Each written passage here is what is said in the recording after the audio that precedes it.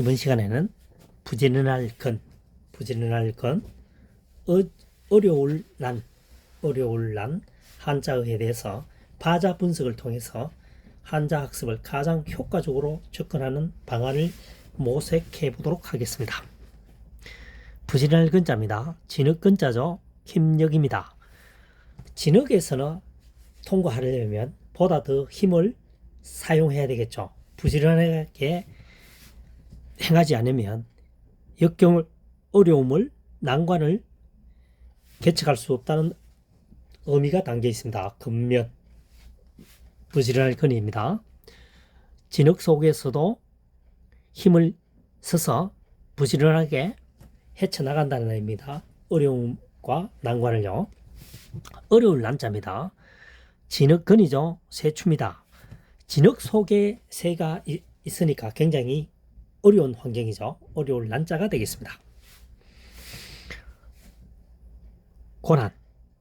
고난의 행군. 북에서 많이 사용하는 얘기입니다. 고난의 행군.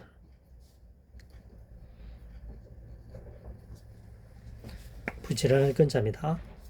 진흙근, 힘력. 진흙 속에서 어려움과 난관에 처해져 있을 때는 보다 더 부지런하게 움직여야 된다는 얘기죠. 부지런할 근자가 되겠습니다. 근면, 어려울 난자입니다. 진흙근이죠. 새추입니다. 진흙 속 안에 있는 새는 날기가 굉장히 어려운 환경이죠. 어려울 난자가 되겠습니다. 그러면은 여기서 진흙근이 아니고 부지런할 근과 어려울 난을 왜 근 발음이 있고 난 발음이 있는지를 한번 살펴보도록 하겠습니다. 자, 이 진흙근입니다. 진흙근이죠.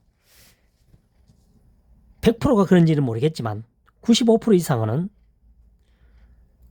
이상은 진흙근, 근으로 발음될 때는 지금 흑토가 들어갑니다. 흑토죠. 그리고 근 외에 난, 기타 발음이 있겠죠. 했을 때는 아비 부자로 변형이 됩니다.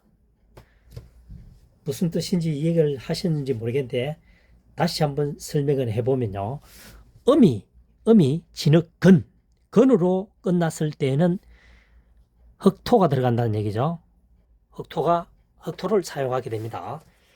그리고 근으로 발음되지 않고 난, 기타 있겠죠. 발음이 될 경우에는 아비 부자로 변형이 된다는 얘기죠. 변형이 됐죠. 100%까지는 책임을 못 지겠습니다. 한 90% 이상은 제 경험상 8천자를 풀이하면서 이렇게 됩니다. 근과 근 이외의 발음이 났을 때는 이 부분이 변형이 된다는 것이 핵심 포인트가 되겠습니다. 근면, 고난 되겠습니다.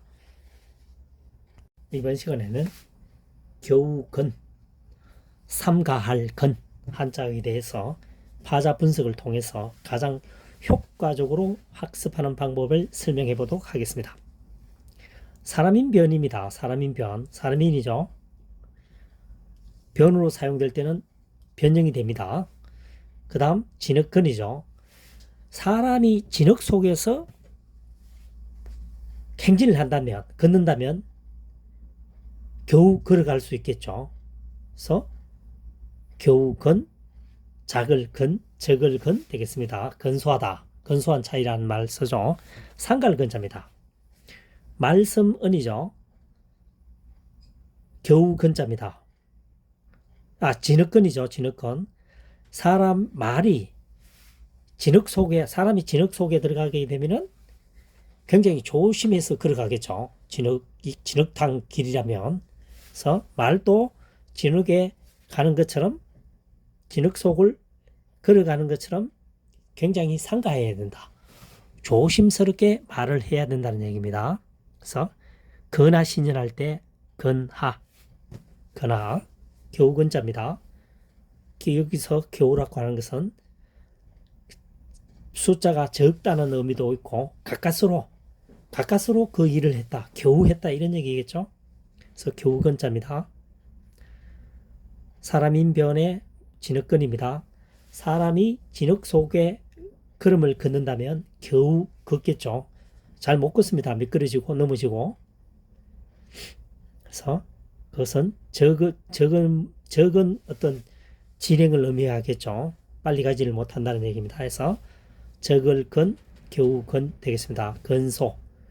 근소한 차이로 어떤 행동을 하지 못했다. 또는 근소한 차이로 행동을 했다.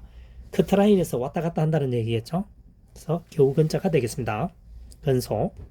상갈근, 말씀음의 진흙근이죠. 사람이 진흙길을 걸어가는 것처럼, 진흙길을 통과하는 것처럼 조심해야 되겠죠. 상가해야 되겠죠. 행동을 상가해야 된다는 얘기입니다. 상가할 근, 조심할 근 이렇게 하면 되겠죠. 근하, 거나, 근소, 근하, 근소.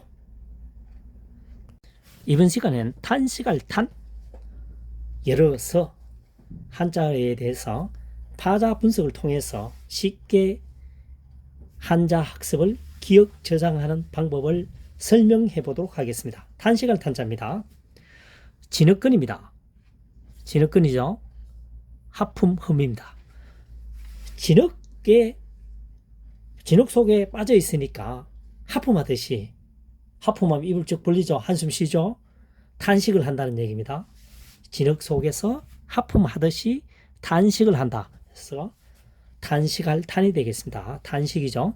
탄식. 그 다음 열어서 백성스입니다. 지범이죠. 지범.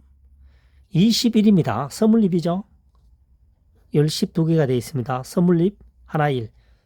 서물 하나의 집에 뭐합니까? 불을 떼고 있습니다. 그럼 사람이 굉장히 많다는 얘기죠. 그래서 여러 서자가 됩니다. 여러 명이 모이면 또 좀 더 확대되면 백성이 되는 거죠. 백성서, 여러서, 서민청 하죠. 서민입니다. 탄식할 탄입니다. 진흙근, 하품흠입니다. 진흙 속에서 움직이려 하면 하품하듯이, 체념하듯이 탄식을 한다는 얘기입니다. 탄식할 탄이 되겠습니다. 탄식. 열어서 지범이죠. 서물입 하나일이죠. 서물립 하나일. 서물립 하나일입니다. 집에서 21개의 불을 떼고 있다는 얘기죠. 21곳에 불을 떼고 있다는 것은 굉장히 많은 양반가, 권세가 있는 집이라고 볼 수 있겠죠. 그래서 열어서 의미가 확대되면 백성서가 되겠습니다. 열어서 백성서. 파자 분석을 통해서 풀이를 했죠. 마구제비로 단순 반복하게 학습하게 되면 시간이 지나면 겨울에 눈 녹듯이 다 녹아버립니다. 가장 좋은 학습 방법은 파자 분석을 통해서 그 한자의 훈과 음에 맞게끔 탄식하다, 여러 명이다, 백성이다 여기에 맞게끔 조합을 하면 시간이 지나더라도 오랫동안 기억 저장될 것이라고 확신합니다. 앞으로는 파자 분석을 통해서 분해한 후에 다시 결합하는 학습 효과를 시도해 보시기를 권장합니다.